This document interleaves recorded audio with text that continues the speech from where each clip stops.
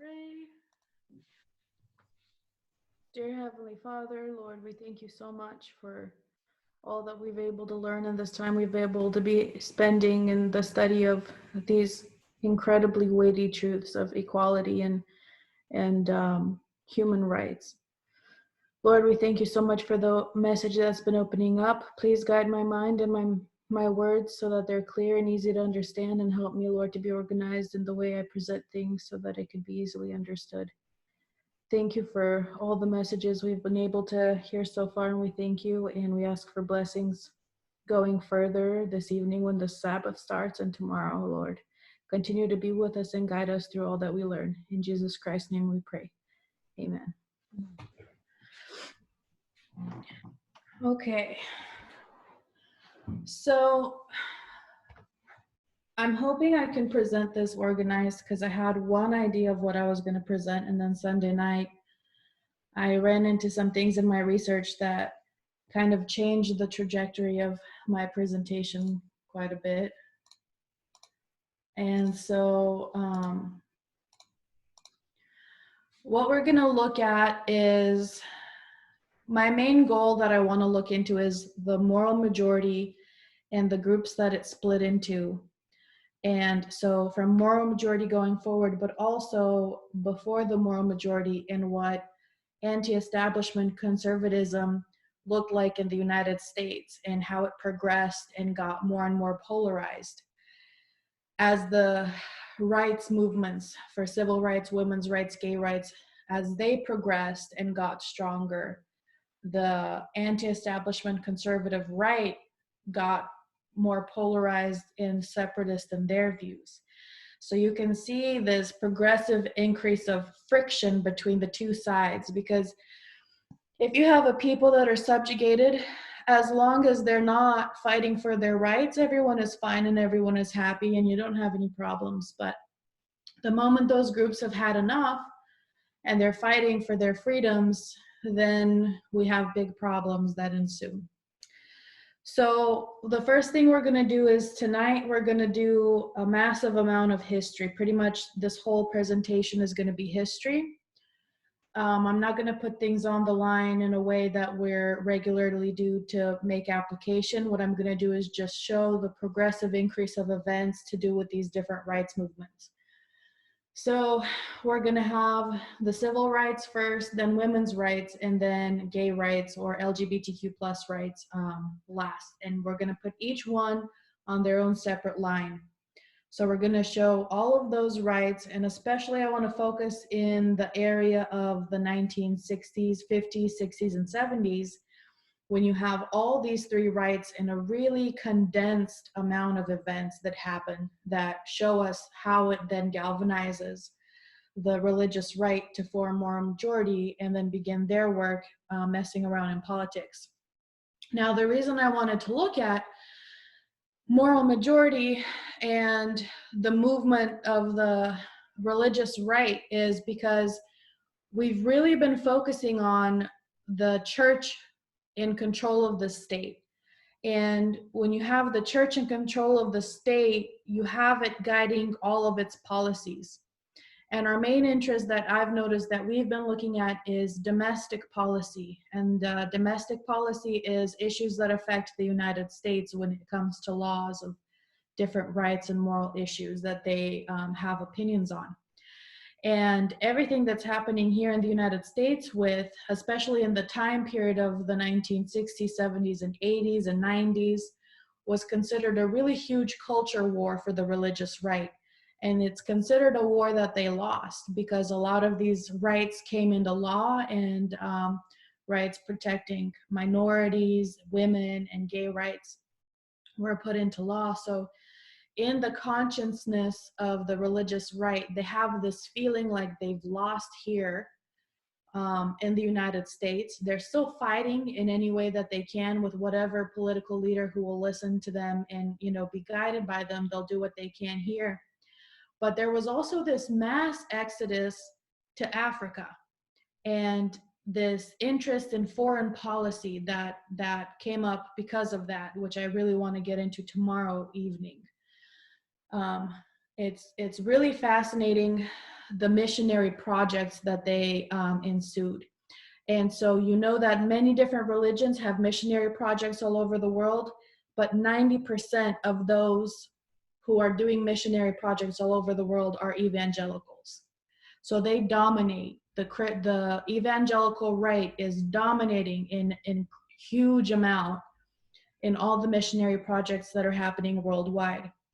In Africa, it becomes a really interesting case study because all the other countries, China, Europe, Russia, wherever else they may be, the United States has very important economic ties with the more developed countries. South America is largely Catholic, so the evangelical Protestants don't have too much of a foothold there, although you will see them there and they do go there. But Africa has been interesting because it's a third world country and because it's so poor, or continent, and because it's so poor and there is nothing really that useful for the United States to get out of it, they've allowed evangelicals, not just allowed, but they've actually implemented laws that the evangelicals wanted in relation to foreign policy with Africa. So evangelicals have been leading domestic policy here in the United States. Recently with Donald Trump, we've seen that, and they were doing that or attempting to do that also in the time period of the moral majority. And we see that also at that time they were trying to influence foreign policy, and they've been doing that also in George Bush's time with the Iraq War. We'll look into that, and also just throughout everything that's been happening in Africa. So we're going to look at that. It's really interesting aspect of the study that I want to go into. And we know that the whole world is going to follow after the beast. So I think that their missionary work of the evangelicals is really interesting. It's not just political exports, but we have religious exports that are going to other countries as well. But with that, tonight, to make the basis for all of that, we have to look at our equality movements. So we're going to start off with the civil rights movement. Do you guys have any questions before I start? No. Okay. Does that make sense of what I just said, what we're going to look at? It does to me? Yes, it does. Yes, it does. Appreciate this very much. All right. So when it comes to the milestones in the different rights movements, there are extras in there that, for time's sake, this is going to be pretty long and very history heavy. And so I had to try to organize it in a way that's easier to understand and remember. But there's certain things that I didn't focus on as much. There's a lot of, like with the gay rights movement, there's a lot of moments in history where you have different, how do you say, they're pointed out, like there's documentation of a letter being written between two people that were in love or something, or there's an instance where someone was beaten because of their, sexual orientation or whatever it is. But what I'm focusing on is when the people started to fight for their rights. And that's the main events that we're going to be looking at on our lines. There are extras even within that just I didn't have time to go into with detail. I did list them out in here, and I will put these notes together for everyone after this. I'll put it on the website and send it to Elaine so she can send it out. But it's just a lot of information, and we don't have enough time to go through everything, but it's listed in there. So if you are interested, based on the title, if it interests you, you can go and look into that history. So here we go with the fight for equality. We're going to start with civil rights. So 1619, after 1619, when a Dutch ship brought 20 Africans ashore at the British colony of Jamestown, Virginia, this is in the United States, slavery spread quickly through the American colonies. Though it is impossible to give accurate figures, some historians have estimated that 6 to 7 million enslaved people were imported to the New World during the 18th century alone, depriving the African continent of its most valuable resource, its healthiest and ablest men and women. Next, 1765 to 83, we had the American Revolution. Many northern states had abolished slavery by the end of the 18th century, but the institution was absolutely vital to the South, where Blacks constituted a large minority of the population and the economy relied on the production of crops like tobacco and cotton. Congress outlawed the import of new enslaved people in 1808, but the enslaved population in the US nearly tripled over the next 50 years, and by 1860 it had reached nearly 4 million, with more than half living in the cotton production states of the South. The early abolition movement in North America was fueled both by slaves' efforts to liberate themselves and by groups of white settlers, such as the Quakers, who opposed slavery on religious and moral grounds. Though the lofty ideals of the Revolutionary era invigorated the movement, by the late 1780s, it was in decline, as the growing Southern cotton industry made slavery an ever more vital part of the national economy. In the early 19th century, however, a new brand of radical abolitionism emerged in the North, partly in reaction to Congress' passage of the Fugitive Slave Act of 1793 and the tightening of codes in most Southern states.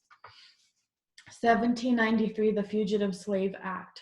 There are two Fugitive Slave Acts, one in 1793 and one in 1850. This is the first one. I'm gonna move this a little closer to me here. Okay. All right. No. So 1793 Fugitive Slave Act. The Fugitive Slave Act of 1793 was an act of the United States Congress to give effect to the Fugitive Slave Clause of the U.S. Constitution, which was later superseded by the 13th Amendment. The former guaranteed a right for a slaveholder to recover an escaped slave.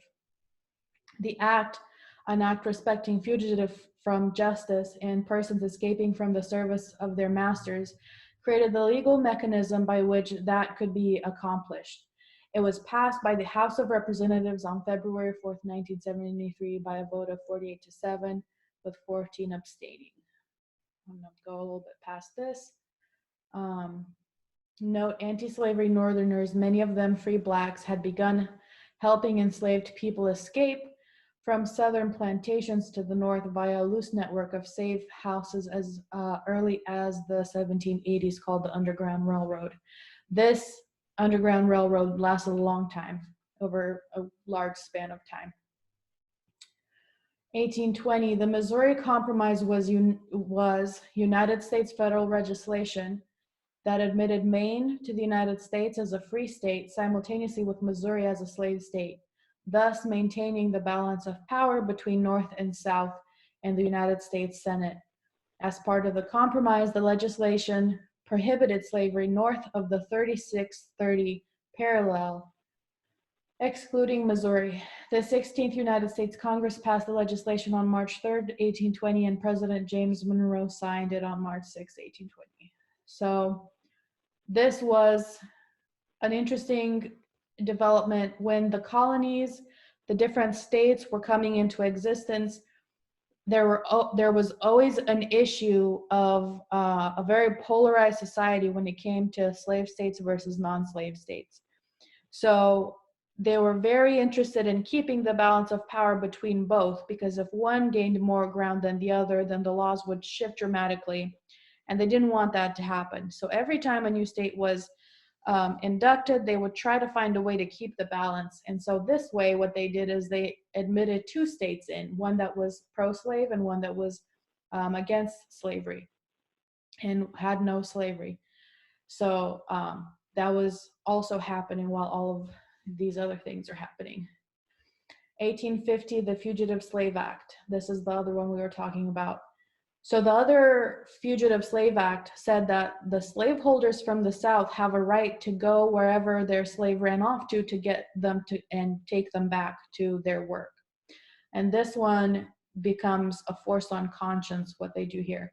The Fugitive Slave Act, or Fugitive Slave Law, passed by the United States Congress on September 18, 1850 as part of the Compromise of 1850 between Southern slaveholding interests and Northern free soilers. The act was one of the most controversial elements of the 1850 Compromise and heightened Northern fears of a slave power conspiracy.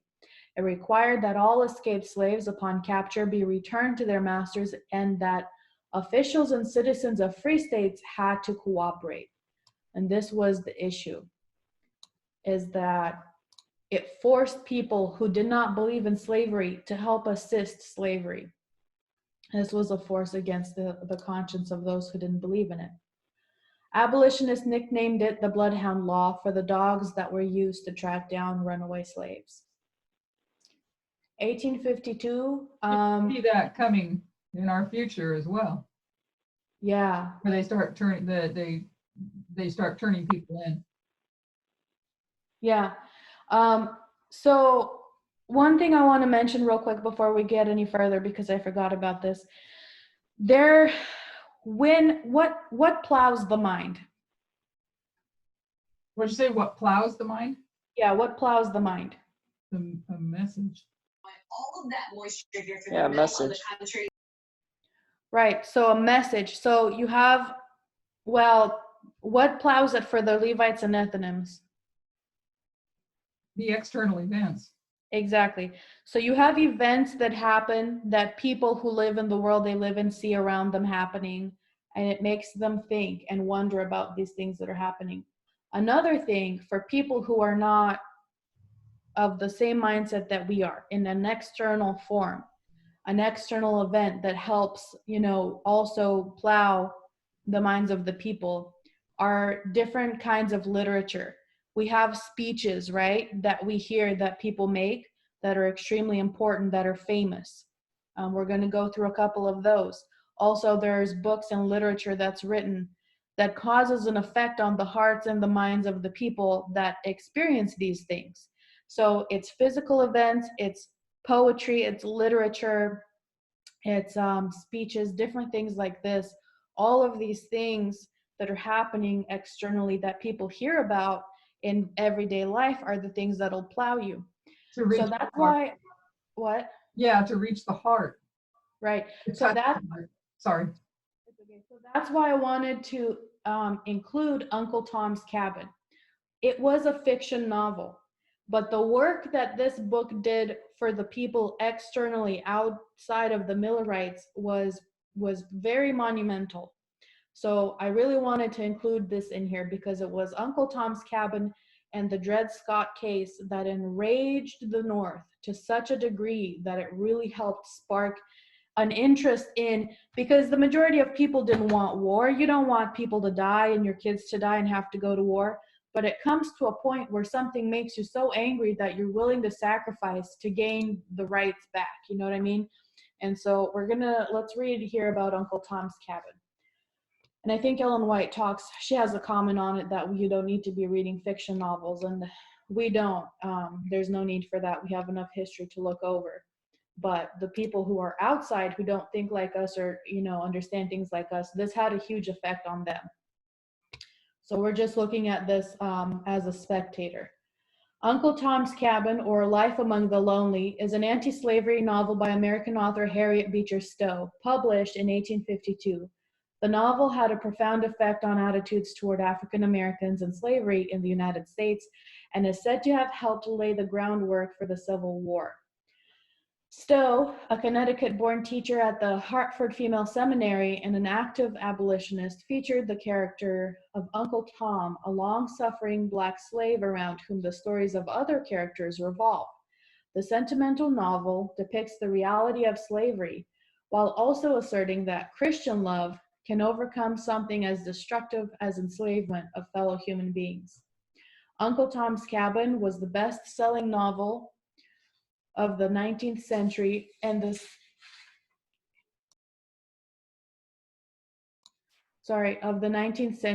second best-selling book of the century, following the Bible. It is credited with helping fuel the abolitionist cause in the 1850s. In the first year after it was published, 300,000 copies of the book were sold in the United States, 1 million copies in Great Britain. So Great Britain also, it was also one of the reasons why they wouldn't help the South. There was an economic reason, and then this book was another reason why they wouldn't help the South in the Civil War, because the Southern states actually asked for Great Britain's help, but they wouldn't help them. So this book made it all the way to Great Britain and enraged them as well. In 1855, 3 years after it was published, it was called the most popular novel of our day.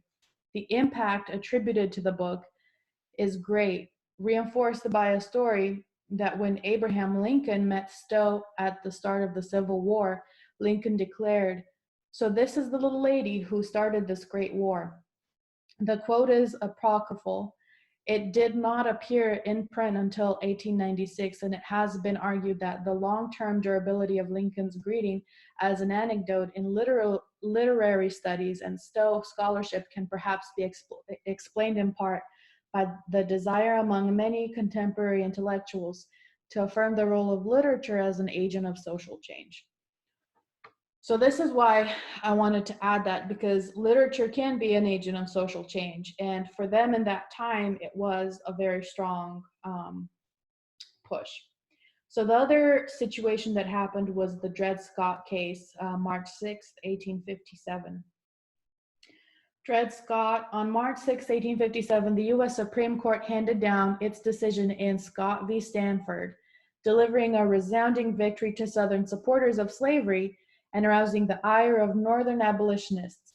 During the 1830s, the owner of an enslaved man named Dred Scott had taken him from the slave state of Missouri to the Wisconsin Territory and Illinois, where slavery was outlawed according to the terms of the Missouri Compromise of 1820, which we read about earlier.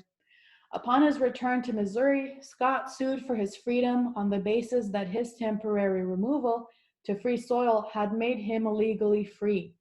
The case went to the Supreme Court, where Chief Justice Roger B. Taney and the majority eventually ruled that Scott was a slave and not a citizen, and thus had no legal rights to sue.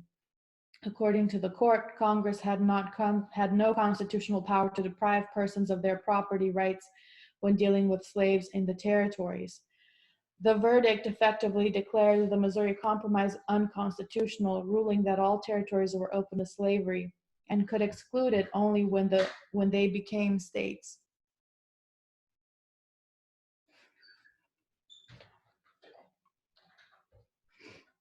While much of the South rejoiced, seeing the verdict as a clear victory, anti-slavery Northerners were furious. One of the most prominent abolitionists, Frederick Douglass, was cautiously optimistic, however, wisely predicting that this very attempt to blot out forever the hopes of an enslaved people may be one necessary link in the chain of events preparatory to the complete overthrow of the whole slave system. So he saw what was coming. He saw that this would enrage people even more and prepare them to completely give rights to colored people in the United States.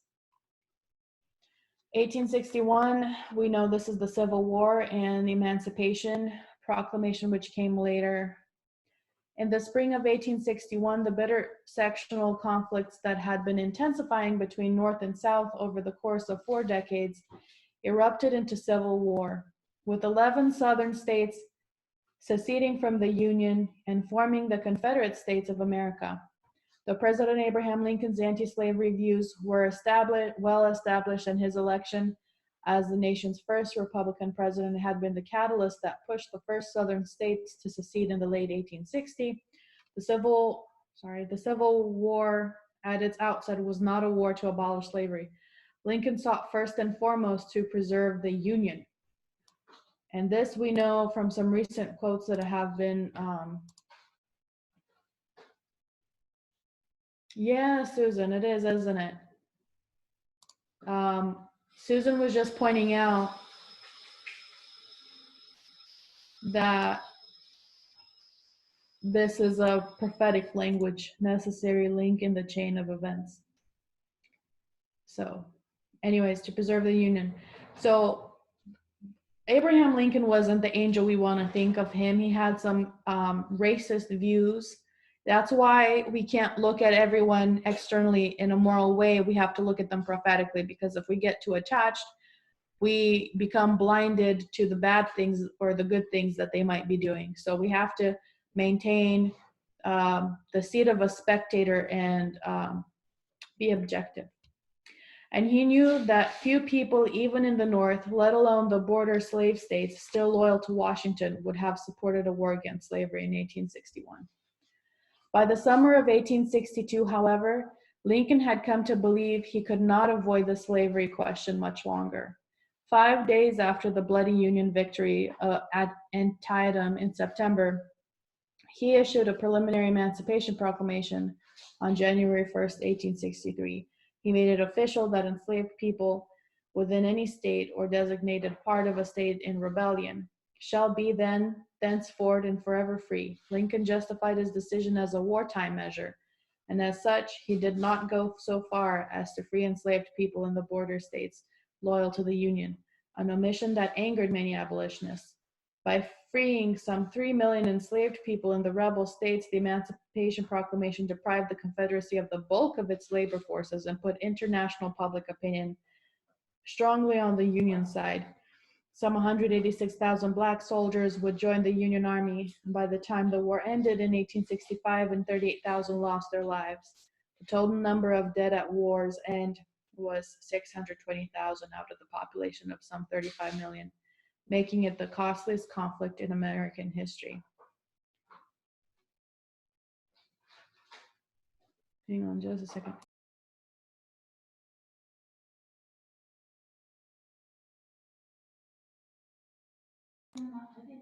So, the post-slavery South in 1865. Though the Union victory in the Civil War gave some 4 million enslaved people their freedom, significant challenges awaited during the Reconstruction period. The 13th Amendment, adopted late in 1865, officially abolished slavery, but the question of free Blacks' status in the post-war South remained, which is it's a history. The Reconstruction era history is really interesting, and if I have more time, I'd like to look into that, because that is an awkward situation when you lose a war. You have all these very racist, very hateful towards slave people that now have to learn to live together with them, and that just is not going to work out well. So it's interesting to look into that and see how that actually turned out, what they had to do. As white Southerners gradually reestablished civil authority in the former Confederate states in 1865 and 1866, they enacted a series of laws known as the Black Codes, which were designed to restrict freed Blacks' activity and ensure their availability as a labor force. Also in 1865, we have Lincoln's assassination in April. So in 67, impatient with the leniency showed toward the former Confederate states by Andrew Johnson, who became president after Lincoln's assassination in April 1865, so-called radical Republicans in Congress overrode Johnson's veto and passed the Reconstruction Act of 1867, which basically placed the South under martial law. The following year, the 14th Amendment broadened the definition of citizenship, granting equal protection of the Constitution to people who had been enslaved. Congress required Southern states to ratify the 14th Amendment and enact universal male suffrage before they could rejoin the Union. And the state constitutions during those years were the most progressive in the region's history. And male suffrage, I believe, is the vote. Here's part of the Reconstruction Act, or the whole thing, I think, the main bullet points of it. The Reconstruction Acts of 1867 began the period of time known as Radical Reconstruction. These laws included the following measures. The South was divided into 5 military districts and governed by military governors until acceptable state constitutions could be written and approved by Congress. All males, regardless of race, but excluding former Confederate leaders, were permitted to participate in the constitutional conventions that formed the new governments in each state. New state constitutions were required to provide for universal manhood suffrage, voting rights for all men without regard to race. States were required to ratify the 14th Amendment in order to be redeemed to the Union. 1868, the 14th Amendment to the U.S. Constitution, ratified in 1868, granted citizenship to all persons born or naturalized in the United States, including former slaves, and guaranteed all citizens equal protection of the law. One of 3 amendments passed during the Reconstruction era to abolish slavery and establish civil and legal rights for Black Americans. It would become the basis for many landmark Supreme Court decisions over the years. Okay, hang on just a second. So 1868, we just read that. So I'm gonna go to our line real quick and populate some of the waymarks here.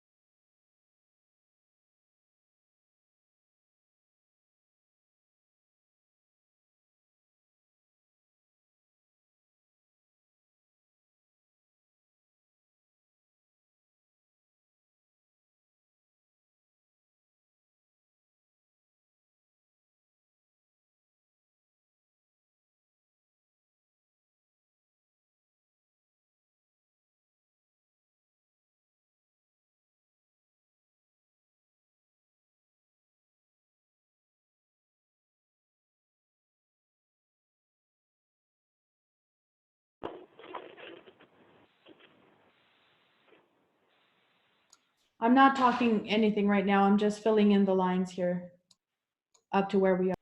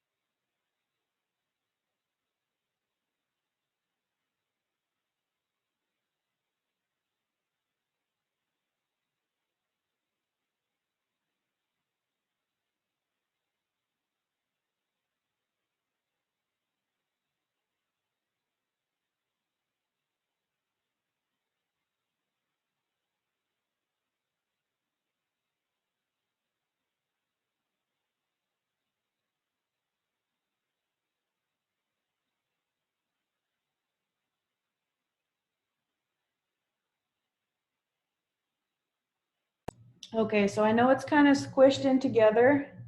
I tried really hard to make this in a way that it can all fit, but there's just too many things that happen, so I had to kind of squish it around in there. But let's go back to Where does Frederick Douglass fit in there? Frederick Douglass was all through that history. Okay. But he was, we read about him when we were talking about the Dred Scott case, Okay. remember? Yeah. But he was all over in here in this history. Okay. Thanks. Mm-hmm. And in the women's rights histories. Okay, 1870, the 15th Amendment adopted in 1870 guaranteed that a citizen's right to vote would not be denied on account of race, color, or previous condition of servitude. During Reconstruction, blacks won election to southern state governments and even to the U.S. Congress. Their growing influence greatly dismayed many white Southerners who felt control slipping ever further away from them. The white protective societies that arose during this period, the largest of which was the Ku Klux Klan, so that's where they came. The KKK was birthed out of this Reconstruction period. Sought to disenfranchise blacks by using voter fraud and intimidation as well as more extreme violence. By 1877, when the last federal soldiers left the South and Reconstruction drew to a close, blacks had been wiped away by the vigorous efforts of the white supremacist forces throughout the region. So we'll put that into we'll just say 77. So that's this whole period is the period of Reconstruction. So I want to just color that in here.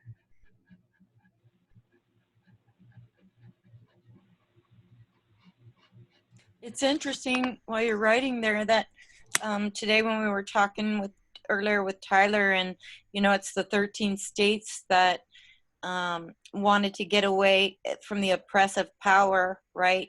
Like they didn't want to be slaves to the kingly power when they came here. So it was the 13 states, and then the 13th Amendment that you're highlighting there, also having to do with like an emancipation of slavery.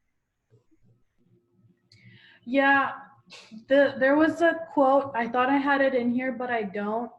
The northern states, after the Revolutionary War, the quote literally said that the North started to realize and make the connection between their servitude to Great Britain and the black servitude to them. And it disgusted them with slavery in the United States because they realized the connection that they were servants to Britain. I don't know where that quote is. I really thought I had it in here, so I'm not sure what happened, but that was the northern religious people made that connection, and they were like, well, that would be very hypocritical of us. The South didn't make that connection, apparently. So anyways, separate but equal in 1896. As Reconstruction drew to a close and the forces of white supremacy regained control from carpetbaggers, Northerners who moved south, and freed blacks, Southern state legislatures began enacting the first segregation laws, known as the Jim Crow laws.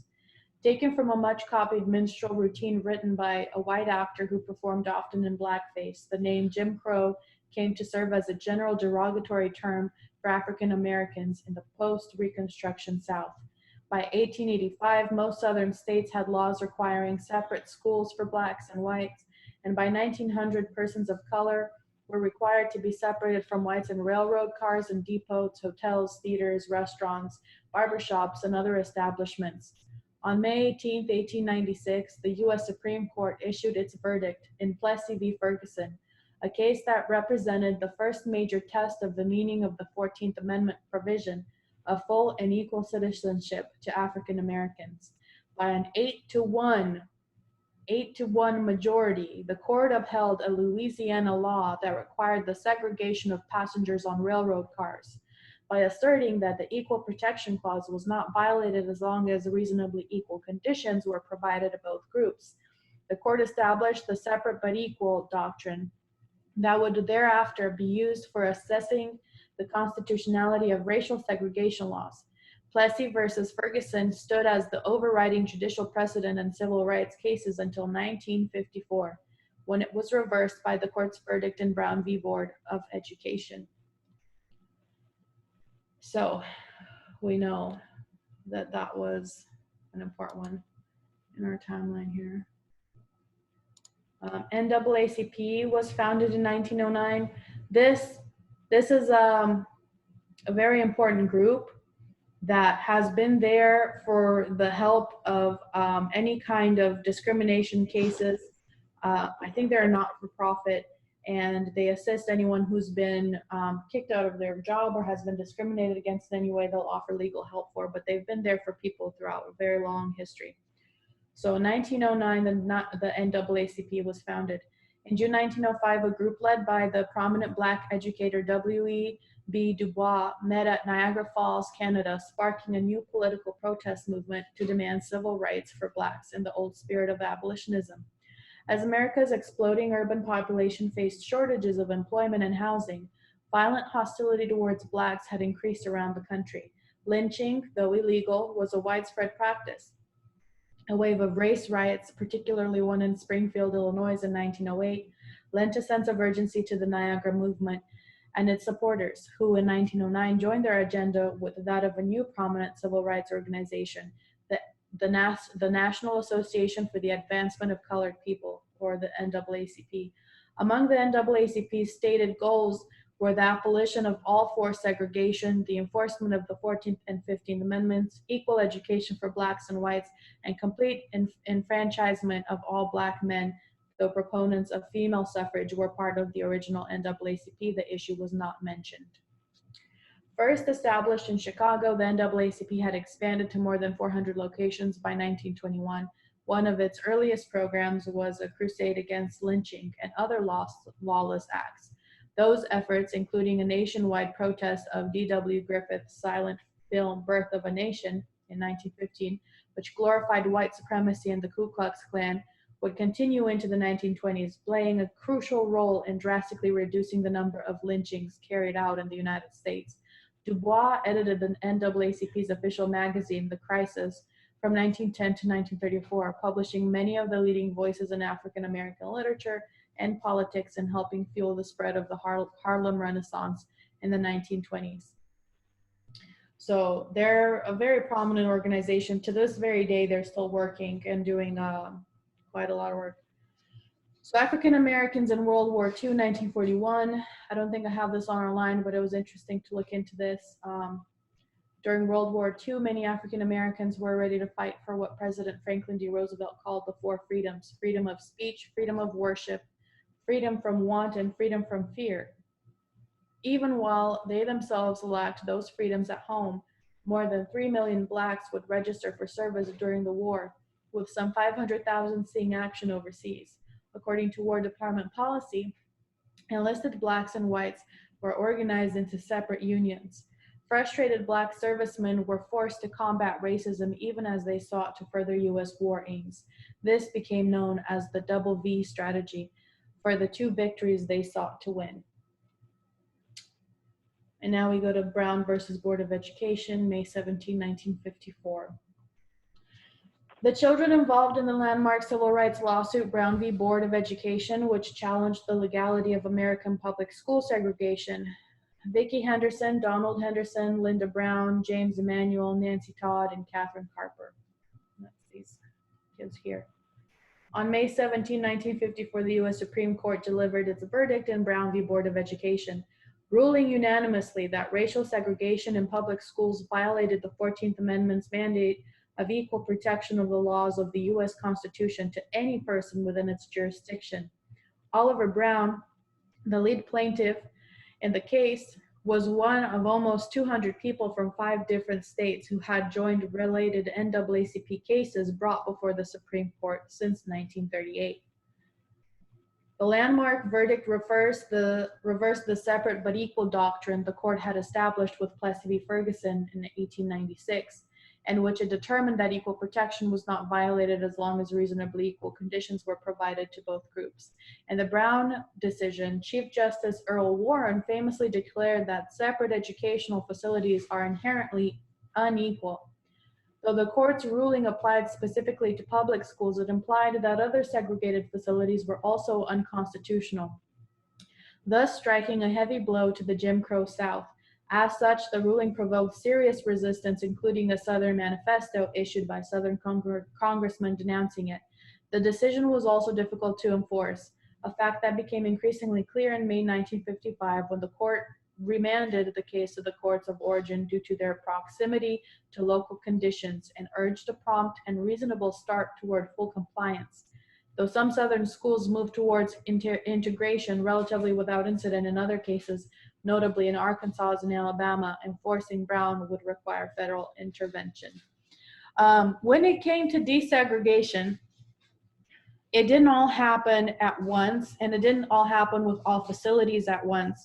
Before elementary schools like this and other lower grade schools were desegregated, higher education was desegregated first, and then came this. And then it was, diners, buses, railroads, all of these things. And so you'll see in the civil rights movement, I didn't go into too many details on it, but if you look into it, that's why you had sit-ins. That's why you had Rosa Parks, who was protesting, the bus segregation and her having to sit in the back. And you had all of these issues. Every single aspect of life that was segregated, every single one had to be fought for to be desegregated. And it took a lot of fight, a lot of bloodshed, and a lot of violence for it to get done. And it's just really incredible, the resiliency to fight through all these incredibly, decades and decades of it, of just incredibly horrible circumstances, and trying to fight.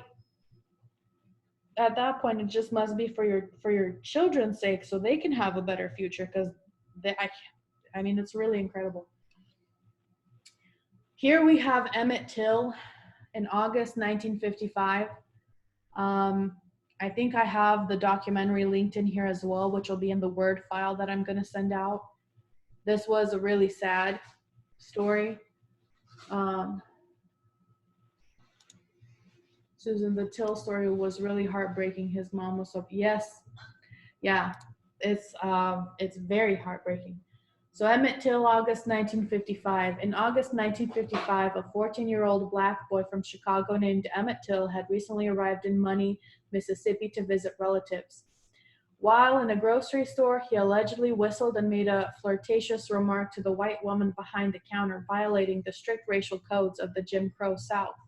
3 days later, two white men, the woman's husband, Roy Bryant, and his half-brother, J.W. Millam, dragged Till from his great-uncle's house in the middle of the night.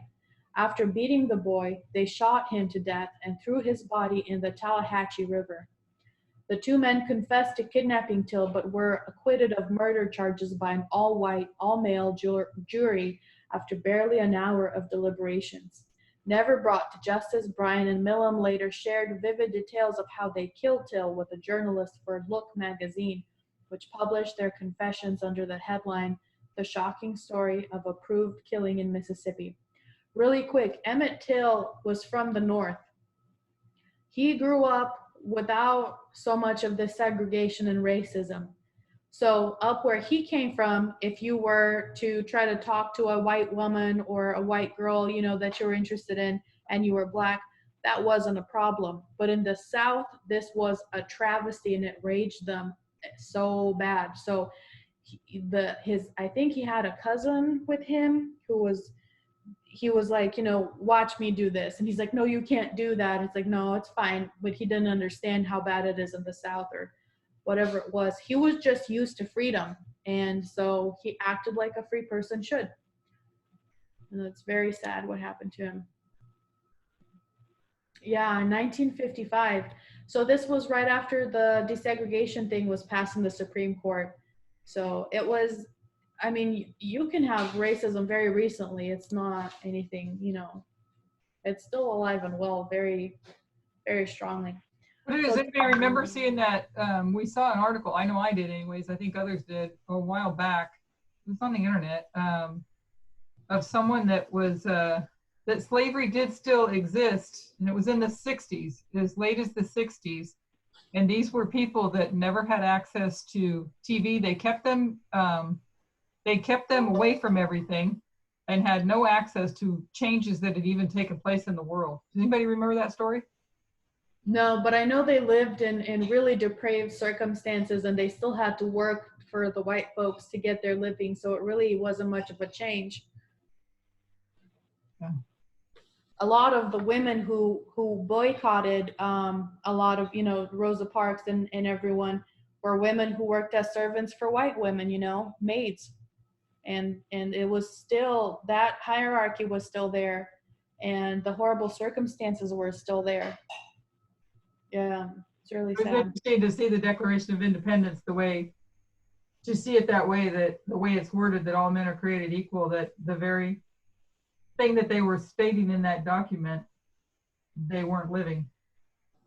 Yeah. So Till's mother, he was very badly beaten and disfigured because of the beating. So Till's mother held an open casket funeral for her son in Chicago, hoping to bring public attention to the brutal murder. Thousands of mourners attended, and Jet magazine published a photo of the corpse. International outrage over the crime and the verdict helped fuel the civil rights movement. So I'm gonna highlight that. Just 3 months after Emmett Till's body was found, and a month after a Mississippi grand jury refused to indict Milam and Bryan on kidnapping charges, a citywide bus boycott in Montgomery, Alabama would begin the movement in earnest. And this is, the link will be in the notes when I send them out. It's right here. So Rosa Parks and the Montgomery bus boycott, December 1955. So this helped this woman. These are all, you have to think of them as dominoes falling. So many events happening make so many other events happen, and it just pushes the envelope further and further. So because there comes to a point where people just have enough of having someone's boot on their neck. So Rosa Parks and the Montgomery bus boycott, December 1955.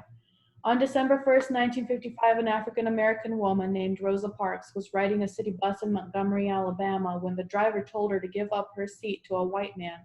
Parks refused and was arrested for violating the city's racial segregation ordinances, which mandated that blacks sit in the back of public buses and give up their seats for white riders if the front seats were full. Parks, the 42-year-old state seamstress, was also the secretary of the Montgomery chapter of the NAACP. As she later explained, I had been pushed as far as I could stand to be pushed. I had decided that I would have to know once and for all what rights I had as a human being and a citizen. 4 days after Parks' arrest, an activist organization called the Montgomery Improvement Association, led by a young pastor named Martin Luther King Jr., spearheaded a boycott of the city's municipal bus company. Because African Americans made up some 70% of the bus company's riders at the time, and the great majority of Montgomery's black citizens supported the bus boycott, its impact was immediate. There's videos on that too on the internet if you want to watch. About 90 participants in the Montgomery bus boycott included King, were indicted under a law forbidding conspiracy to obstruct the operation of business. Found guilty, King immediately appealed the decision. Meanwhile, the boycott stretched on for more than a year, and the bus company struggled to avoid bankruptcy.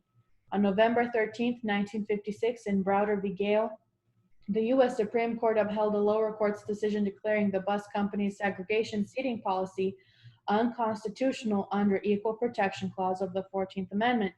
King called off the boycott on December 20th, and Rosa Parks, mother of the civil rights movement, would be one of the first to ride the newly desegregated buses.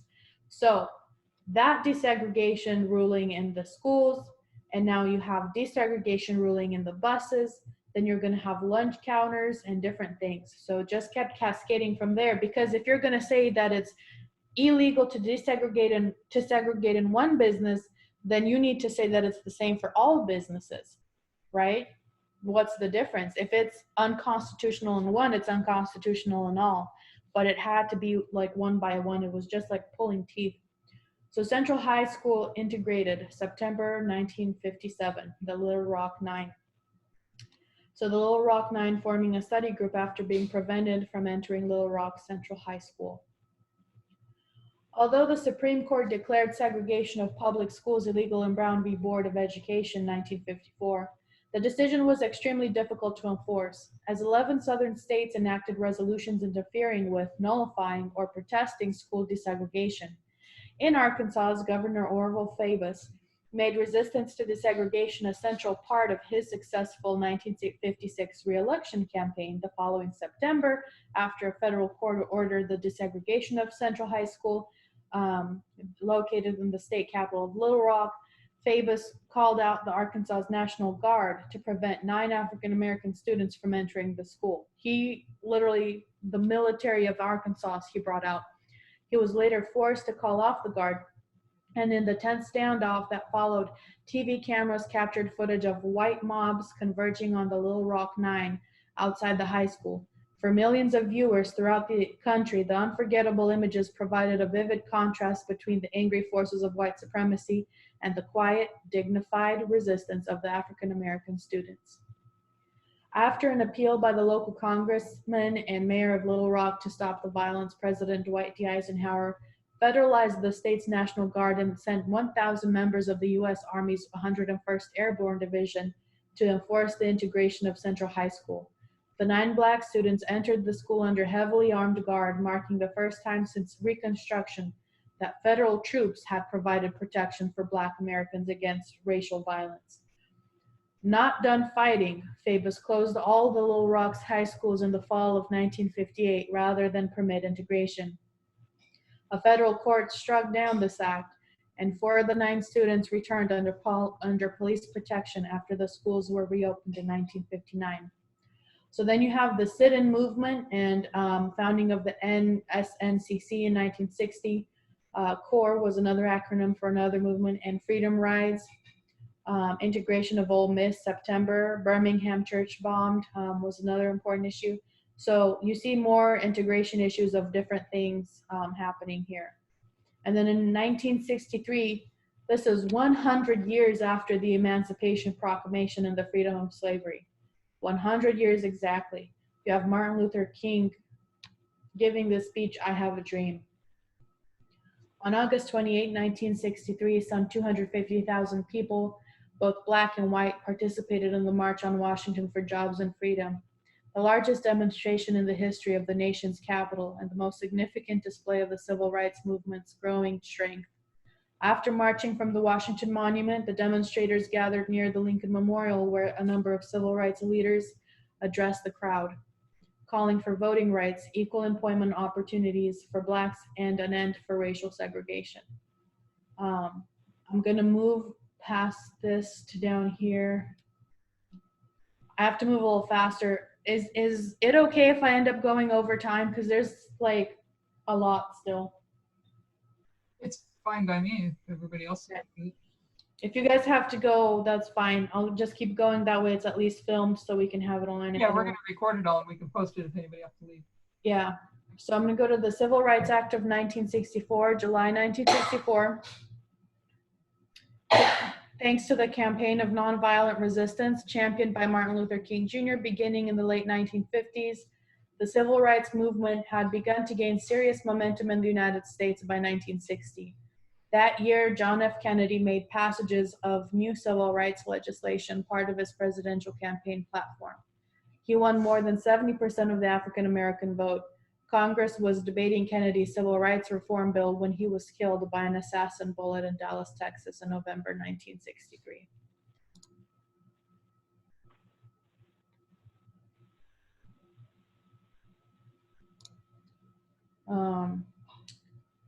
It was left to Lyndon Johnson, not previously known for his support of civil rights, to push the Civil Rights Act, the most far-reaching act of legislation supporting racial equality in American history, through Congress in June 1964. At this most basic level, the act gave the federal government more power to protect citizens against discrimination on the basis of race, religion, sex, or national origin. It mandated the desegregation of most public accommodations, including lunch counters, bus depots, parks, and swimming pools, and established the Equal Employment Opportunity Commission to ensure equal treatment of minorities in the workplace. So this was the major goal of the civil rights movement and desegregation, was a sweeping mandated bill or act of Congress that would put into law that segregation in all aspects of life is illegal, and discrimination on those, race, religion, sex, national origin is also illegal. So the act also guaranteed equal voting rights by removing bias registration requirements and procedures, and authorized the U.S. Office of Education to provide aid to assist with school desegregation. In a televised ceremony on July 2nd, 1964, Johnson signed the Civil Rights Act into law using 75 pens. He presented one of them to King, who counted it among his most prized possessions. Freedom Summer and Mississippi burning murders in 1964 also. This is also an interesting history. People who were marching I forget what they were marching for, but they ended up getting violently assaulted. I'm going to skip over that though. If you want to read it, it's in there in the notes. Selma to Montgomery March, also another march that was met with white supremacist violence. Malcolm X was shot to death. He was another rights leader. I think he was a little bit more controversial, but that's another interesting to look into, was Malcolm X, the Black Power movement, and the Black Panther Party. Voting Rights Act of 1965, August 1965. Less than a week after the Selma to Montgomery marches were beaten and bloodied by Alabama state troopers in March 1965, President Lyndon Johnson addressed a joint session of Congress calling for federal legislation to ensure protection of the voting rights of African Americans. Oh, okay, so that march, they were trying to march to register to vote, and the white supremacist state troopers were the ones who beat them up. The literal police officers, so in Alabama. So the result was the Voting Rights Act, which Congress passed in August 1965. The Voting Rights Act sought to overcome the legal barriers that still existed at the state and local level, preventing Blacks from exercising the right to vote given them by the 15th Amendment. Specifically, it banned literacy tests as a requirement for voting, mandated federal oversight of voter registration in areas where tests had previously been used, and gave the U.S. Attorney General the duty of challenging the U.S. poll taxes for state and local elections. Along with the Civil Rights Act of the previous year, the Voting Rights Act was one of the most expansive pieces of civil rights legislation in American history, and it greatly reduced the disparity between Black and white voters in the U.S. and Mississippi alone, and the percentage of eligible Black voters registered to vote increased from 5% in 1960 to nearly 60% in 1968. In the mid-1960s, 70 African Americans were serving as elected officials in the South, while by the turn of the century, there were some 5,000. In the same time period, the number of Blacks serving in Congress increased from 6 to about 40. So after this, you also have a rise of Black power. You have the Fair Housing Act of April 1968. So you have the Fair Housing Act of 1968 meant as follow up to the Civil Rights Act of 1964. So you have three acts, one after the other, happening, marked the last great legislative achievement of the Civil Rights era. Originally intended to extend federal protection to civil rights workers, it was later expanded to address racial discrimination in the sale, rental, or financing of housing units. After the bill passed the Senate by an exceedingly narrow margin in April, it was thought that the increasingly conservative House of Representatives, wary of the growing strength and militancy of the Black Power movement, would weaken it considerably. On the day of the Senate vote, however, Martin Luther King Jr. was assassinated in Memphis. Pressure to pass the bill increased amid the wave of national remorse that followed, and after strictly limited debate, the House passed the Fair Housing Act on April 10th. President Johnson signed it into law the following day. Over the next years, however, there was a little decrease in housing segregation, and violence arose from Black efforts to seek housing in white neighborhoods. I'm going to skip down to here. Also, Martin Luther King was assassinated April 4th, 1968. The world was stunned and saddened by the news that civil rights activist and Nobel Peace Prize winner Martin Luther King Jr. had been shot and killed on the balcony of a motel in Memphis, Tennessee, where he had gone to support a sanitation workers' strike. King's death opened a huge rift between white and Black Americans, as many Blacks saw the killing as a rejection of their vigorous pursuits of equality through the nonviolent resistance he had championed. In more than 100 cities, several days of riots, burning, and looting followed his death. The accused killer, a white man named James Earl Ray, I'm going to skip over James here. In 1972, we have Shirley Chisholm, which is really an incredible lady. You can find her talking on YouTube as well. But in this, I'm going to skip over this largely because this is going to be in the women's rights movement, but she also deserves a place here because she kind of intersects on both. She ran for president, and she was very brave to put herself out there like that, and she received a lot of mocking and abuse for it, but she ran. She obviously she didn't make it, but the way she talks is really incredible. I don't think I hear much of that these days, and I know I'm not, eloquent, but man, they had a command of language back then that is really just puts things in a perfect order, the way they talk about rights and freedoms. The way I can't express these days. I don't really hear any speech writers these days talking about rights in such an eloquent manner like the way they did back then. So the Bake Decision and Affirmative Action, 1978. Yes. Okay, cool. So this is the last one on the civil rights that I have. There's been more as time goes on with the Black community and rights issues, and there's obviously continued to be discrimination, but this is the last major thing that I wanted to point out on the line, because after the civil rights movement, a lot of things really,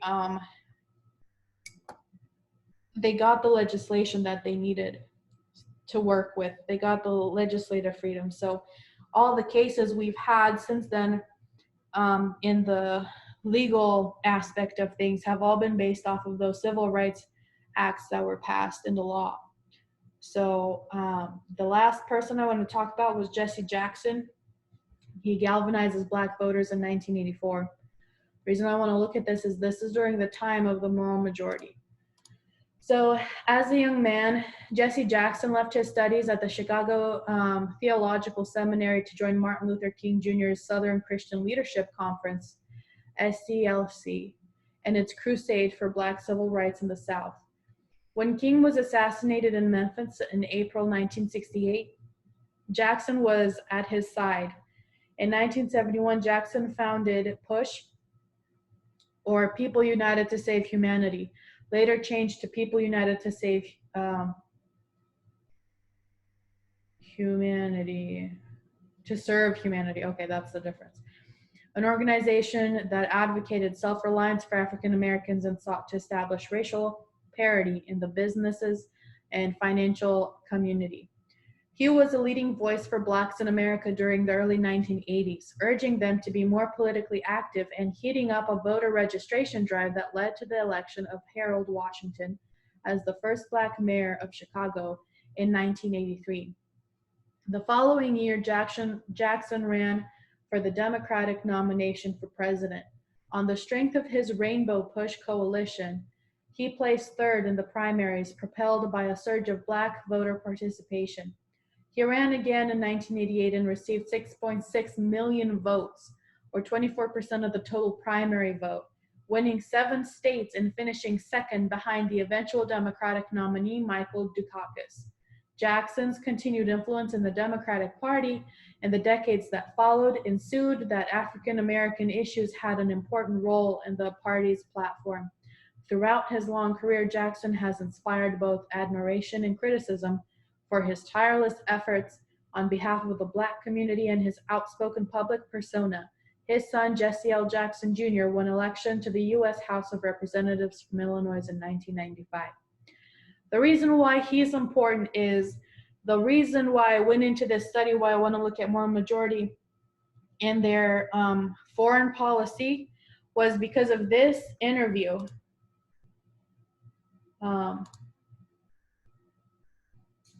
Hang on, it's opening.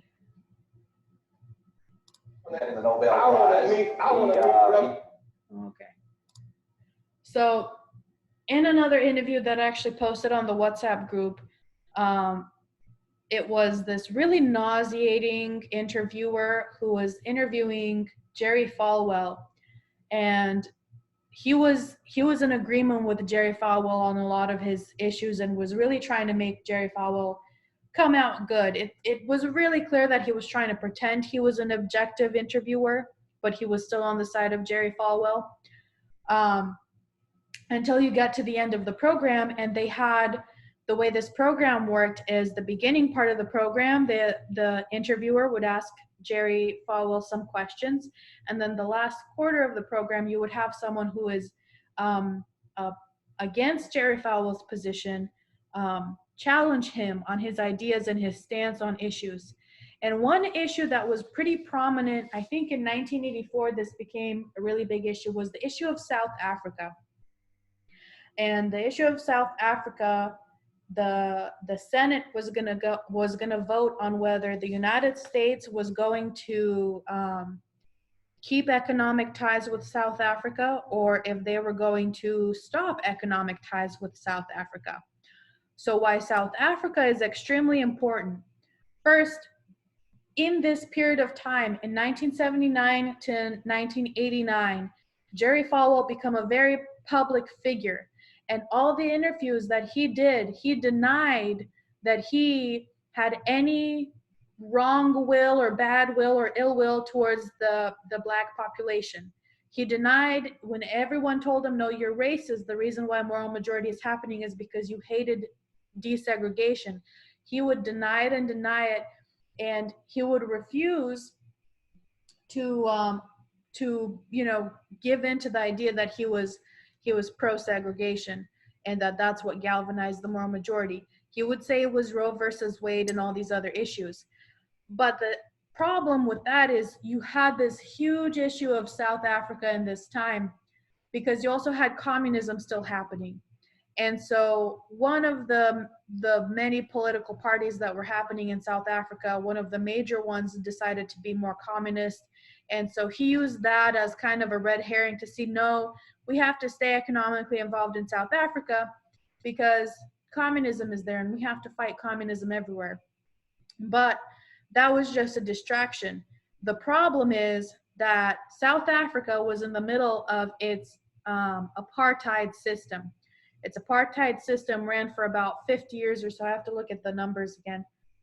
But apartheid was segregation. It was forced segregation in South Africa. So you had white settlers, British settlers, and then American people, or the people who had gone there, and they took the land away from the Black people living there, the African people living there from different tribes, and they saved that best land for the white people, and then they left the Black people off, and they used them as a mass resource of servitude for them. So there was this really horrible apartheid system happening, and so there's this issue that the Senate has to vote on. Are we going to support this country and its apartheid system, or are we going to take our economic support out so that we have sanctions on them to help them stop with segregation and violation of civil rights there? So the issue of racism was being played out in this issue of South Africa, and Jerry Falwell was on the wrong side of that issue. So you can't say that he wasn't racist because of that issue. It shows that he was. But that leads you into all of Africa and what the evangelicals were doing with that. So what I found was Jerry Falwell and Jesse Jackson were, on a 5-minute segment, commentators on a newscast, and they were arguing about the South Africa issue, and this newscaster said, why don't we just have a 1-hour special with the two of you discussing this issue? And so I'll play you the intro really quick. Absolutely. In Lynchburg, Virginia, in a face-to-face debate. Very well. They wanted a forum in which they could debate at greater length the subject of South Africa. Good evening. I'm Ted Koppel, and this is a special edition of Nightline. Tonight, we'll give Mr. Falwell and Mr. Jackson the forum they wanted. So you guys can watch it. It's really interesting, and we're going to go into it more tomorrow evening. But that's what led me into that whole foreign versus domestic policy of evangelicals. So that was an interesting issue to look at. And apartheid in South Africa in itself is a really interesting issue to look at. It's kind of complicated, but it's really also very bad, and it's very much like the civil rights movement we have here. But I mean, blatant, barefaced racism, like unbelievable in the 1990s. I mean, it was, you have Nelson Mandela, you have what was his name? Tutu. What was his first name? I forget. But there was really Desmond. Yes, Desmond Tutu. And you had other leaders there fighting for the rights of people, and it's really interesting history as well. So I want to go back to the lines. We're 1/3 of the way through this presentation. It's gonna take a while, you guys. I'm really sorry. There's just a lot of history. It's okay. We can go over a little tomorrow too. Still, if everybody's okay with it, it's fine. Okay. Because we end kind of early. We kind of have the schedule ending early anyway, so it works out well that there's time. Okay. So 96. Where's 96? Ah, here we go. So we're gonna put under here separate but equal. 54 Brown v. Board.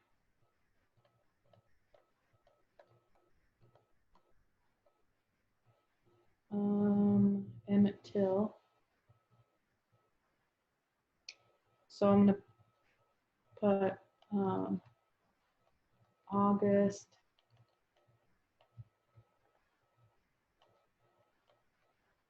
Emmett Till, December Rosa Parks. Then we have the Little Rock 9.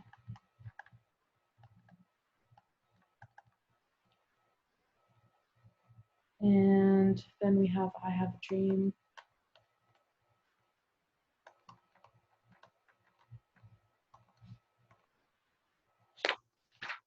In 64, we have Civil Rights Act.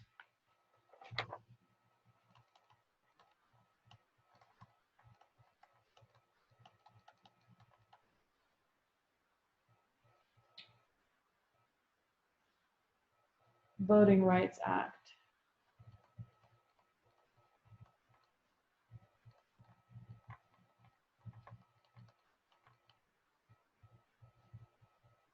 And then Fair Housing Act.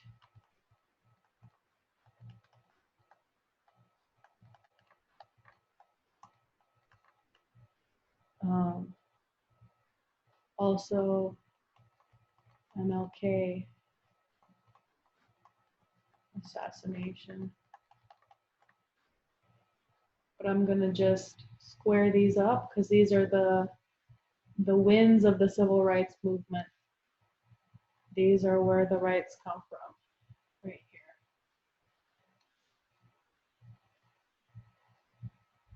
And this is where the majority of our legislation, when it comes to racial discrimination, they go back to these laws to see how to rule. I'm gonna put Shirley Chisholm too, because I like her.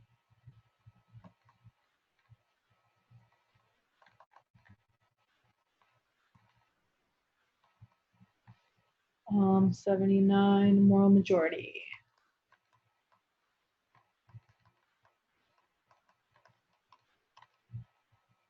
And then I'm going to put Jesse Jackson.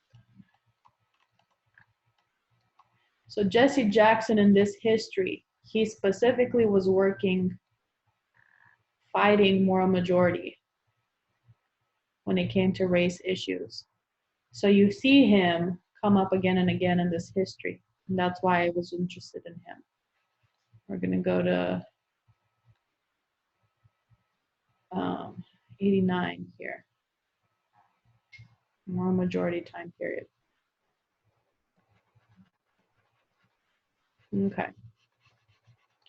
So that's where I want to go with civil rights. And next we're going to go to women's rights. I think this one will go a little bit faster. We'll see. So, the 4 waves of feminism, when you try to research the 4 waves of feminism, it is a little bit of a controversial issue. So I want to go with the ones that Tess mentions, and she mentioned them in this video in Portugal. So this is where I'm getting these 4 waves from, because I'm going to rely more on the research she did, because I know where she knows what she's doing with these. So the 4 waves of feminism, the first one we're going to look at, 1919, and well, the years building up to 1919 and 1919, the right to vote and own property. This was around the height of the KKK. So they were out and about. And white men were more than happy to have white women vote so that they would drown out the black vote. Black women were left behind in this history. Second wave was the 1960s. Workplace discrimination was the issue, and reproduction. In the 1960s was the beginning of birth control pill. Also, violence inside marriage without legal remedy was also the issue. So centered around their treatment in the workforce and at home, and the fact that they didn't have the same legal rights. Third wave, 1989, sexual harassment, also seeing the effect on women of different races and cultures more specifically. One example that I find really fascinating, it was after 1989, it was in 1991, but the Anita Hill trial, there's, you can watch her, I think I have her, the link for her, yeah, I have the link for that video here as well, where you can see her testifying for Congress on the sexual harassment that she was receiving from her boss. And it's really, I mean, the contrast between how dignified she is and how calm and just not even bothered by how really repugnant the judges who are questioning her were, or the senators, whatever they were. I think it was senators. Committee, it was a committee hearing. So it's, I mean, just the implication of just racism when you heard the men talk, it was really irritating, but that's a perfect example of what this history was talking about. So I have that in there. And so I'm going to go down to the 4th wave and the Me Too movement. I'm going to look at that real quick. The 4th wave of feminism is a phase of feminism that began around 2012 and is characterized by a focus on the empowerment of women through the use of internet tools. The 1st and 2nd waves of feminism fought for and earned women greater liberation, individualism, and social mobility. And the 4th wave takes the agenda of 3rd wave feminism that centers on the problematic gendered norms that cause the oppression and marginalization of women in society. Their intersectionality with interlocking systems of power and how these contribute to the stratification of traditionally marginalized groups to call for equal pay for equal work. 4th wave feminism continues to advocate, as earlier feminists, for greater representation of these groups in political businesses, and argue that society would be more equitable if politics and practices incorporated the perspectives of all people. I'm going to move on here. So this is why I had this ready to go for Tyler, because it's a part of my presentation too. So the first thing we have, this is again the history of rights in the United States, and we have this first instance of Abigail Adams in March 31st, 1776, In a letter to her husband, founding father John Adams, future First Lady Abigail Adams makes a plea to him and the Continental Congress to remember the ladies and be more generous and favorable to them than your ancestors. Do not put such unlimited power into the hands of the husbands. Remember, all men would be tyrants if they could. If particular care and attention is not paid to these ladies, we are determined to foment rebellion. And they did do that. And will not hold ourselves bound by any laws in which we have no voice or representation. And so now we're going to look at their rebellion. And it's not well, it is, but it's the fight for rights. So July 19 to 20, 1848 is in the first Women's Rights Convention organized by women. The Seneca Falls Convention is held in New York with 300 attendees, including organizers Elizabeth Cady Stanton and Lucretta Mott. 68 women and 32 men, including Frederick Douglass, signed the Declaration of Sentiments, which sparked decades of activism, eventually leading to the passage of the 19th Amendment, granting women the right to vote. And I think it was Susan who posted in WhatsApp quite a while ago a quote of Frederick Douglass that really caught my attention. He was talking about the different civil rights movements he was involved in, but he said, when it comes to the women's rights movement, I have nothing in common with them. So he said, it's truly a self-sacrificing movement. I know that I'm doing the right thing. It was, if Susan can find that part again, I would be so happy. So the Declaration of Sentiments that they signed actually is a copy and a revamping in the feminist version of the Declaration of Independence. So they'll start off and rewrite it this way.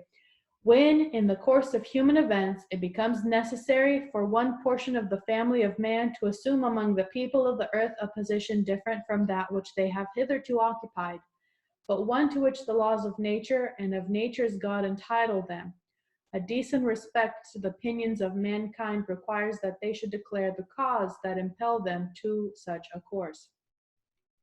We hold these truths to be self-evident, that all men and women are created equal, that they are endowed by their Creator with certain inalienable rights, that among these are life, liberty, and the pursuit of happiness, that to secure these rights, governments are instituted, deriving their just powers from the consent of the government whenever any form of government becomes destructive of these ends.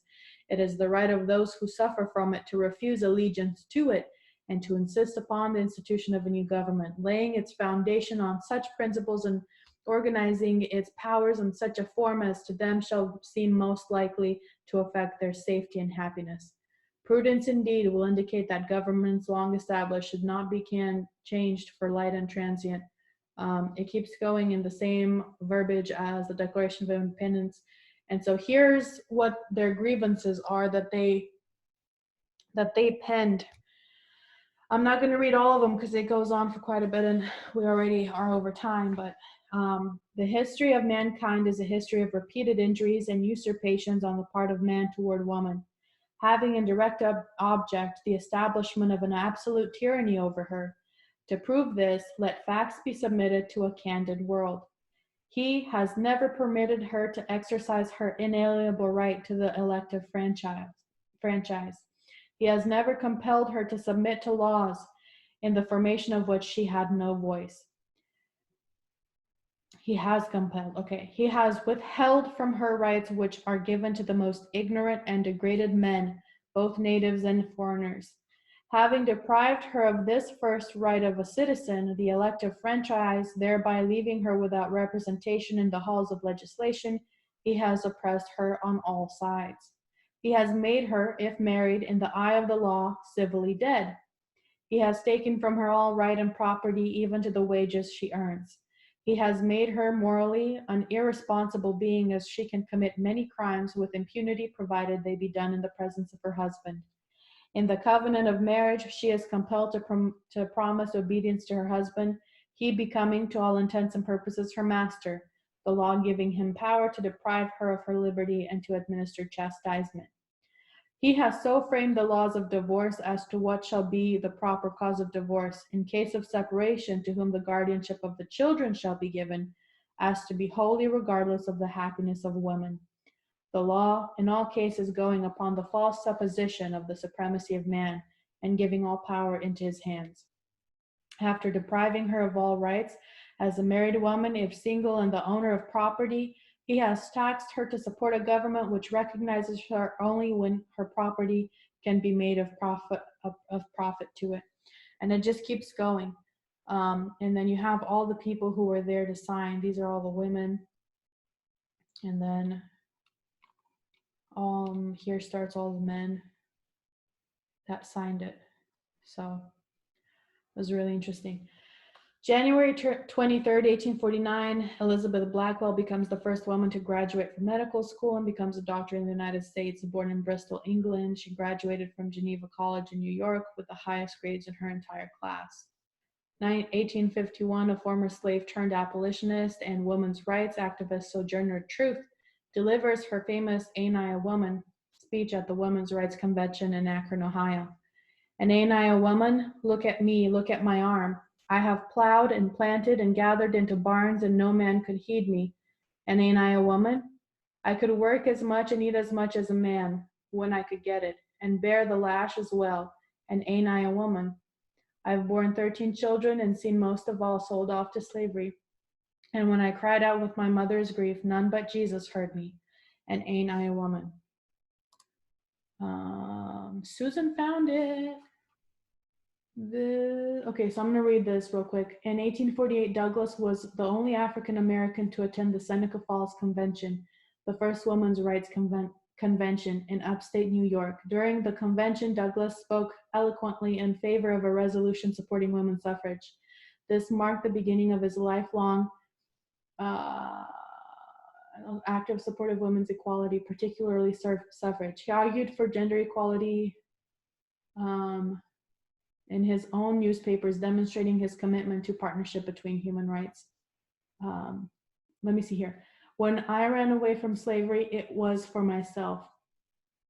When I advocated emancipation, it was for my people. But when I stood up for the rights of women, self was out of the question. And I found a little nobility in the act. That's perfect. Amen. I love this quote so much because that's what we're gonna, that's our job too. All the peoples that we may not be a part of their group, but they're struggling in society, when we help them, self is out of the question. We're not in this for ourselves, we're in it for them. Exactly. So I'm just gonna put that in here so it's available for everyone later on. Okie doke. Thank you, Susan, so much. Where were we? Sojourner, okay, Nate, okay, good, awesome. So December 10, 1869, the legislature of the territory of Wyoming passes America's first women's suffrage law, granting women the right to vote and hold office. So Wyoming wasn't a state yet, it was just a territory, but Wyoming is very progressive in their rights, and it was really interesting to see this early on, they gave women the right to vote. And in 1890, Wyoming is the 44th state admitted to the Union and becomes the first state to allow women the right to vote. So they weren't waiting until 1919 or 1920s. They were right there. The moment they became a state, they had already instituted it before, so they just kept on with it. Then you have the suffrage movement, 19th Amendment. May 15, 1869, Susan B. Anthony and Elizabeth Cady Stanton found the National Women's Suffrage Association, which coordinated the national suffrage movement. In 1890, the group teamed with the American Women's Suffrage Association to form the National American Women's Suffrage Association, aka NASA. In 1960, Margaret Sanger opens the first birth control clinic in the United States, located in Brownsville, Brooklyn. Her clinic was deemed illegal under the Comstock laws, forbidding birth control, and the clinic was raided on October 26, 1916. When she had to close 2 additional times due to legal threats, she closed the clinic and eventually founded the American Birth Control League in 1921, the precursor to the Planned Parenthood. Bye, Elder Shaquetta. It was good having you. 1917, Janet Rankin of Montana, a longtime activist with the National Women's Suffrage Association, is sworn into the first woman elected to Congress as a member of the House of Representatives. That's a big milestone. 1920, ratification of the 19th Amendment to the U.S. Constitution is completed, declaring the right of citizens of the United States to vote shall not be denied or abridged by the United States or by any state on account of sex. It is nicknamed the Susan B. Anthony Amendment in honor of her work on behalf of the women's suffrage. In 1932, Amelia Earhart becomes the first woman and second pilot ever to fly solo nonstop across Atlantic. I have Rosa Parks in here again. And we read about her already. 1960, the Food and Drug Administration, FDA, approves the first commercially produced birth control pill in the world, allowing women to control when and if they have children. Margaret Sanger initially commissioned the pill with funding from heiress Catherine McCormick. In 63, President John F. Kennedy signs into law the Equal Pay Act, prohibiting sex-based wage discrimination between men and women performing the same job in the same workplace. In 64, President Lyndon B. Johnson signs the Civil Rights Act into law. Title VII bans employment discrimination based on race, religion, national origin, or sex. Those civil rights movements, those acts also helped women as well, races. So 1966, Betty Friedan, author of 63, The Feminine Mystique, helps fund the National Organization for Women, or NOW, using, as the organization now states, grassroots activism to promote feminist ideals, lead social change, eliminate discrimination, and achieve and protect the equal rights of all women and girls in all aspects of social, political, and economic life. June 23, 1972, Title IX of the Education Amendments is signed into law by President Richard Nixon. It states, no persons in the United States shall, on the basis of sex, be excluded from participation in, be denied the benefits of, or be subject to discrimination under any education program or activity receiving federal financial assistance. And then I have Shirley Chisholm again, so let's read about her. By the early 1970s, the advances of the civil rights movement had combined with the rise of the feminist movement to create an African American women's movement. There can't be liberation for half a race, declared Margaret Sloan, one of the women behind the National Black Feminist Organization, founded in 1973. A year earlier, Representative Shirley Chisholm of New York became a national symbol of both movements as the first major party African American candidate and the first female candidate for the President of the United States.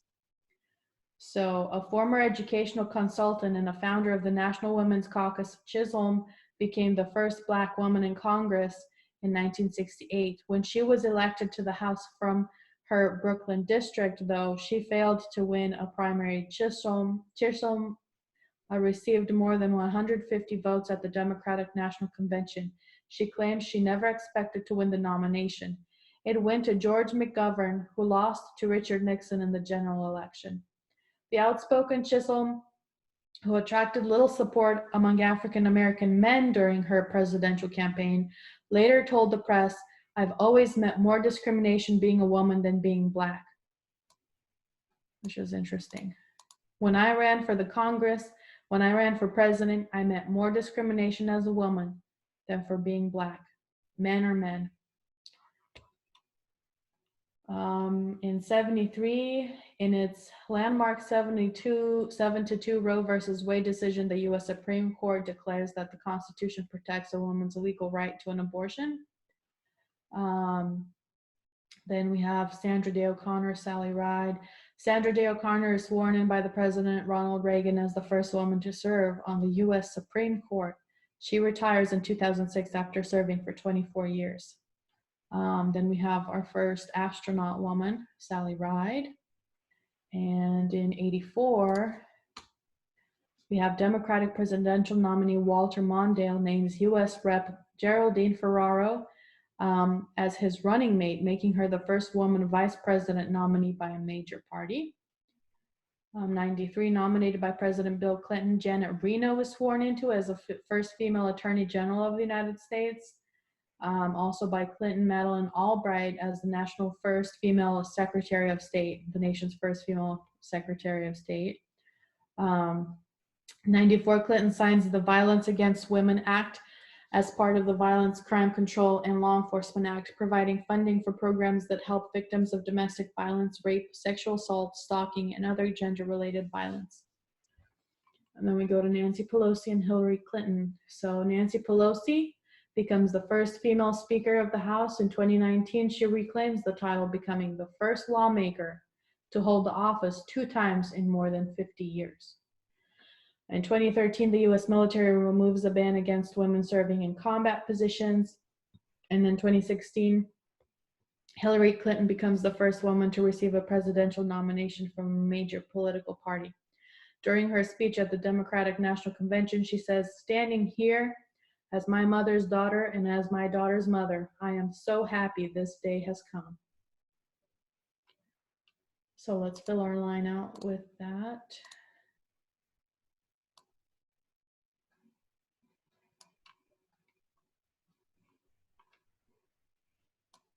Okay. This one. Okay. Do you guys have any questions while I do this here? Let's see.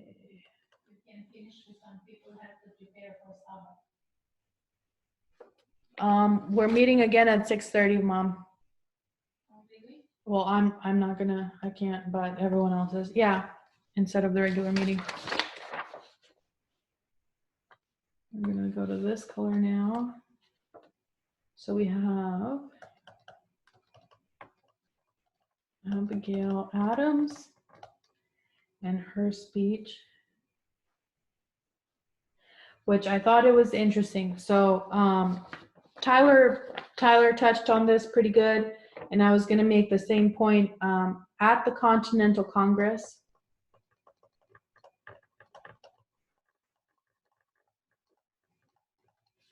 you have racism and you have sexism. And I'm just going to leave that there, but we're going to see a pattern develop.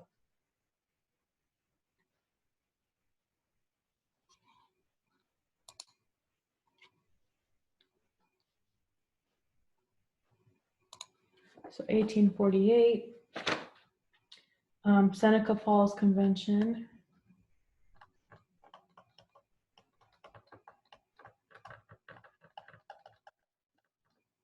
Okay. And then you have Sojourner Truth.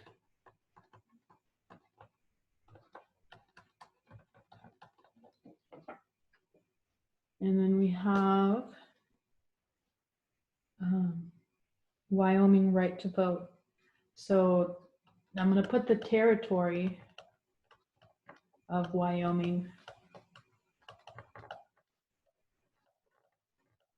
women's right to vote.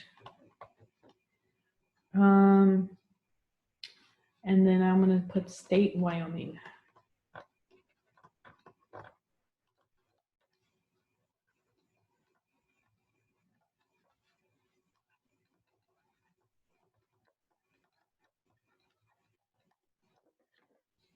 Now we're going to move here. Where am I? So this is where we had that birth control clinic.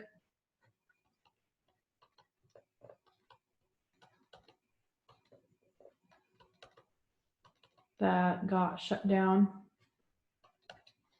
1917, we have Janet Reno.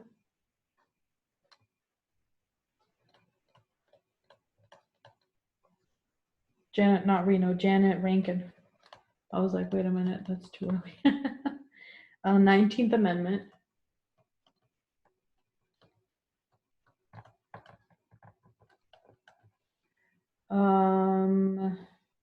FDA birth control.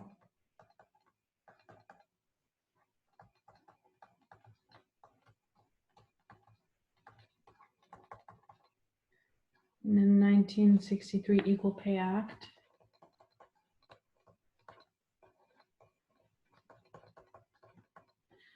64 Civil Rights Act.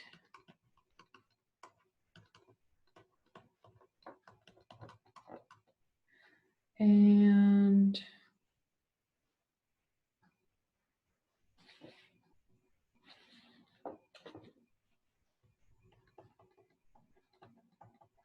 education amendment. I'm gonna put, wow, that's really bad there. Okay. Title 9.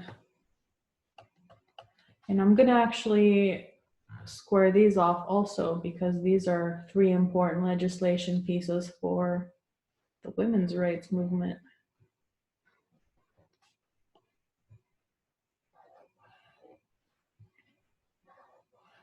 And this one intersects with the civil rights movement. So 1973 Roe v. Wade.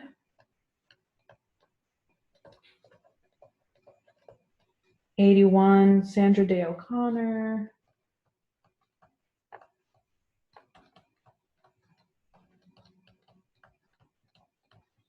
1984 Geraldine Ferraro, VP nominee.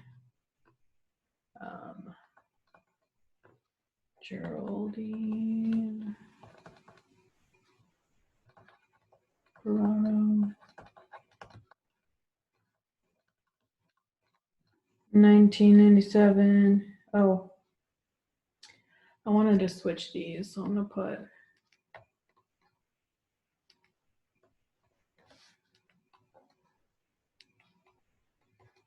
okay. 1994 Violence Against Women Act.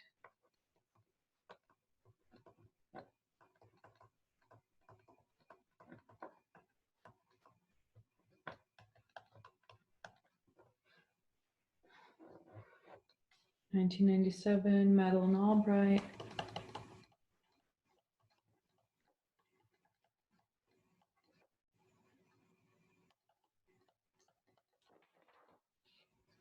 And now we're going to go into 2020.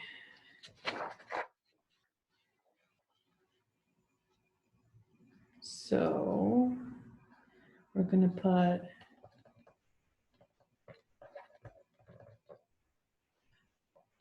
Nancy Pelosi.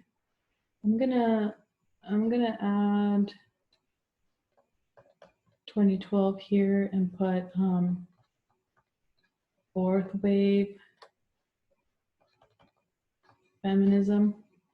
2013 military ban removed, military ban on women.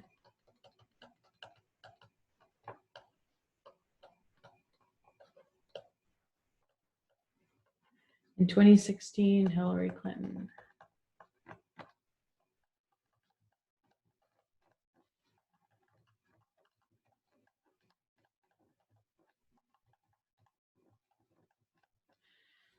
Okay, so that's women's rights. Now we're gonna move. We've got a lot of chat going on.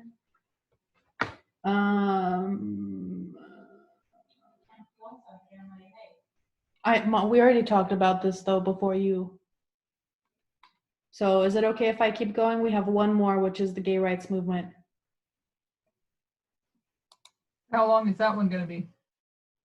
That one's a little bit shorter, kind of, maybe not. Okay. We'll leave it to everybody else. Maybe take a quick, what does everybody else want to do? Because if we do that, maybe we don't want to still do tonight. Oh, okay. So yeah, you guys decide. Those that, I don't remember who, I know Sister Christine said she'd be, and Brother Fell said he wanted to be here tonight, but they're the only 2 that I remember saying they'd be here. Susan, I think, said she might try to be. So if we either continue this or we, and cancel tonight. Yeah, well, I'm all right with continuing this. Yeah, we can continue with this. Yeah. But we'll take a quick, after a quick break. Yeah, we could do that. So we're gonna do this instead because you want to have time to take a shower before. Yeah. Oh, okay. Okay. So this is So I mean, we can keep going until like 6. or 6:30, you'd still give us an hour before sunset if we're not going to do the next thing. I'll be done by 5:30. If we could just keep going now for hopefully before that. Do you guys just want to stick it out, Phil? I know you want a break. I know it's a lot. I'm sorry. If you guys want to take a quick 5-10 minute break, we can, and then I won't go past 5:30. Yeah, Yes. it's 4:53. How It's about come back. 7-minute break? We'll be back by 5. Perfect. right. Okay, we won't sing. We'll just get right back into it when we come back, okay? Okay.